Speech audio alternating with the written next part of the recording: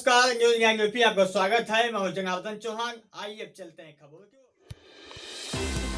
उत्तर प्रदेश कारीगंज जनपद के सम्मानित जनता को अध्यक्ष अभियंता विद्युत वितरण मंडली द्वितीय आजमगढ़ अजय मिश्र द्वारा बताया गया कि सभी विद्युत सेवा केंद्र सीएससी के साथ साथ विद्युत उप केंद्रों पर स्थापित भुगतान केंद्रों पर 100 के गुणांक में बकाया बिजली बिल को जमा करने का अक्टूबर माह से ही अवसर प्रदान किया गया है, जो लगभग अभी 2 महीने चलेगा। श्री मिश्र ने कहा कि बकायादारों से अनुरोध है कि वह इस अवसर का लाभ उठाएं एवं भुगतान कर विद्युत विच्छेदन जैसी अप्रिय स्थिति से बचे।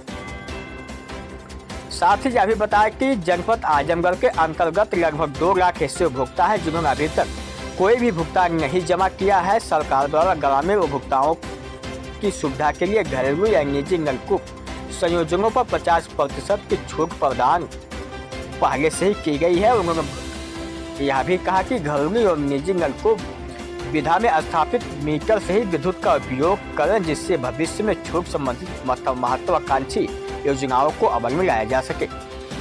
आजमगढ़ से राहुल पांडे की रिपोर्ट। आज आपको आइडियल जर्नलिस्ट एसोसिएशन की तरफ से सम्मानित किया गया है, इसके बारे में आप क्या कहेंगे? हम जर्नलिस्ट एसोसिएशन के शुक्रगुजार हैं। उन्होंने जो सम्मान दिया उसके लिए तहे दिल से धन्यवाद। और इस अवसर का लाभ मैं उठाना चाहूँगा। बिजली विभाग बहुत ही घाटे में चल रहा है, सब लोग जानते हैं। इसकी पहुंच जन जन तक है, हर व्यक्ति को बिजली की आवश्यकता है। इस बार हमारे माननीय मंत्री जी ने ग्रामीण क्षेत्र के उपभोक्ताओं को, जिनकी की भुगतान करने की क्षमता बहुत ही कम है, जो फसल आने पर प्रायः भुगतान करते हैं, उनकी सुविधा के लिए एक बहुत अच्छी योजना लॉन्च की है। और उस योजना के अंतर्गत कोई भी उपभोक्ता अपने विद्युत बिल में जो भी धनराशि जमा करना चाहे 100 रुपए के गुणांक में, वो जमा कर सकता है। हम लोगों ने महसूस किया है, जब सौभाग्य में संयोजन हुए थे मुफ्त में, तो उन संयोजनों के जो उपभोक्ता हैं उन्होंने अपना संयोजन होने के बाद कोई भुगतान नहीं किया, तो किसी पे 10,000, किसी पे 15,000, किसी 20,000 रुपया बकाया हो गया है। तो उनकी सुविधा के लिए खास तौर से ये स्कीम लॉन्च की गई, जिससे वो सुविधाजनक रूप से अपने हिसाब से भुगतान कर सकें और नियमित भुगतान कर सकें। ऐसी योजना पूर्व में कभी भी नहीं आई है। इतनी उदार भुगतान की व्यवस्था कोई और हो नहीं सकती है। तो मेरी अपील है अपने सभी उपभोक्ताओं से कि वो इस योजना का लाभ उठाएं।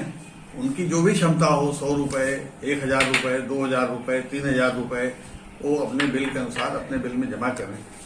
इससे क्या है कि उनके ऊपर ब्याज की कोई लायबिलिटी नहीं आएगी, तो ओटीएस जैसी स्कीम की आवश्यकता ही नहीं रहेगी। आपको यहाँ बताते चलें कि हम 5 रुपया यूनिट बिजली खरीदते हैं और जितनी बिजली हम आपको दे रहे हैं उसमें से 40% तो आजमगढ़ जनपद में लाइन लॉस है। यानी 100 यूनिट बिजली हमने आपको दिया तो उसमें 60 यूनिट बिजली तो हम बिल कर पाते हैं, 40 यूनिट तो बिजली चोरी चली जाती है। तो पहला तो अनुरोध ये है कि बिजली चोरी न करें, संयोजन ले लें आप और संयोजन के माध्यम से बिजली का उपभोग करें। अब बची जो 60 यूनिट बिजली हमने जिसकी की बिलिंग कर दी, उसमें भी अगर हमने 100 रुपया का बिल बनाया तो 85 रुपए का भुगतान ले पाते हैं, बाकी 50 रुपए भुगतान नहीं होता और बकाया में चला जाता है। और बकाया आप सब जानते हैं, एक बार बकाया हो गया तो उसका भुगतान प्राप्त करना कितना मुश्किल होता है। तो मतलब ये हुआ कि 60 यूनिट जो हमने बिल भी किया उसमें 30 यूनिट का तो बकाया में चला गया। तो इस तरीके से हमको जो है इफेक्टिवली केवल 30 यूनिट का ही पैसा मिलता है। 70% हमारे ट्रांसमिशन और कमर्शियल के लॉसेज हैं। तो एटीएनसी लॉस इस तरीके से 70% हो गया। अब आप उपभोक्ता के तौर पे ये सोचिए कि कोई अगर बनिया अपना 100 रुपए का सामान ले आता है और बेचता है बाजार में और 30 रुपया उसको मिलेगा, तो वो घाटा कितने दिन तक सहेगा? कि आप जो अभी योजना आई है जिसमें आप कोई भी भुगतान कर सकते हैं, इतनी उदार योजना न इससे पहले कभी आई है और न आगे कभी आएगी। और हम लोगों पे भी बहुत दबाव है कि जिन उपभोक्ताओं ने कभी भुगतान नहीं किया है उनसे भुगतान प्राप्त किया जाए, अन्यथा उनका कनेक्शन काट दिया जाए और परमानेंट डिस्कनेक्शन कर दिया जाए। तो ये बड़ी ही अप्रिय स्थिति है। एक बार सरकार ने आपको कनेक्शन दिया है और आप भुगतान न करें, उसके बाद उसको काटना पड़े, तो ये उचित नहीं होगा। आप जो आपकी क्षमता हो वो भुगतान करें, जिससे ये डिस्कनेक्शन की नौबत ना आए, ये अप्रिय स्थिति न उत्पन्न हो। और इसके लिए हम आपके सदैव शुक्रगुजार रहेंगे अगर आप लोग इस स्कीम का लाभ उठाते हैं। धन्यवाद। जैसे सर ग्रामीण क्षेत्रों में जो है मीटर रीडिंग की बड़ी समस्याएं होती हैं जो है कि समय से रीडिंग नहीं होती है, उससे उपभोक्ताओं पे ज्यादा भार पड़ता है जो है, इसके बारे में क्या कहेंगे सर? ये बात आपकी बिल्कुल सही है। हमारी जो बिलिंग एजेंसीज हैं, हम लोग उनकी रेगुलर मॉनिटरिंग करते हैं। ग्रामीण सुदूर क्षेत्रों में जाते हैं, वो एक जगह बैठ के बिल बना देते हैं, इसकी हम लोग मॉनिटरिंग कर रहे हैं। उपभोक्ताओं को इसमें थोड़ा सा अपनी तरफ से मदद कर सकते हैं आप। अगर आपका रीडिंग आपने देखा और आपका रीडिंग के हिसाब से बिल नहीं बना है, तत्काल उसकी सूचना अपने अवर अभियंता उपखंड अधिकारी के माध्यम से आकर के दें खंड कार्यालय में, तो आपका बिल तुरंत ठीक कर दिया जाएगा। और ऐसे मीटर रीडरों के खिलाफ जो आपके गांव के लिए निर्धारित किए गए हैं, तत्काल कार्रवाई भी सुनिश्चित कराई जाएगी। होता यह है कि इसकी सूचना हम लोगों को बहुत देर से मिल पाती है।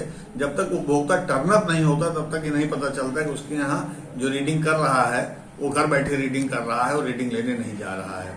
तो अगर थोड़ा सा उपभोक्ताओं का सहयोग इसमें हमें मिले तो हम इस स्थिति को और बेहतर कर सकते हैं। वैसे हमारा प्रयास यही रहता है कि जब भी स्टोर रीडिंग पकड़ी जाए तो बिलिंग एजेंसी में जो अनुबंध में हमारे उनके खिलाफ पेनाल्टी है वो हम डालते रहते हैं, लेकिन वो नगण्य है। उपभोक्ताओं का सहयोग ज्यादा आवश्यक है।